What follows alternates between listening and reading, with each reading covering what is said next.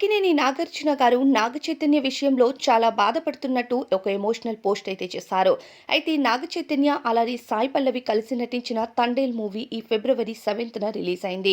ఈ cinema public టాక్‌లో super duper hit అవుతుందని ఉంది. అలానే ఒక్క రోజులో 41 కోట్ల కలెక్షన్ తీయటం నాగచైతన్య కెరియర్‌లో ఈ సినిమా ఒక బిగ్గెస్ట్ హిట్ అయ్యే ఛాన్సే కనిపిస్తుంది. ఈ మధ్య కాలంలో నాగచైతన్యకు సరైన హిట్టే పడలేదు. ఇక దానితో పాటు నటి శోభితను రెండో వివాహం చేసుకున్న తర్వాత మరింత నెగటివిటీ పెరిగింది. ఇక సమంతతో విడాకులు జరిగినప్పటి నుంచి నాగ చైతన్య కెరియర్‌లో సూపర్ డూపర్ హిట్ అనేది లేకపోవడం, మరోవైపు సమంతతో విడాకులపైన విమర్శలు, దానితో పాటు శోభితతో ప్రేమాయణం, వెంటనే రెండవ పెళ్లి ఇవన్నీ బాగా నెగటివిటీని తీసుకొచ్చాయి.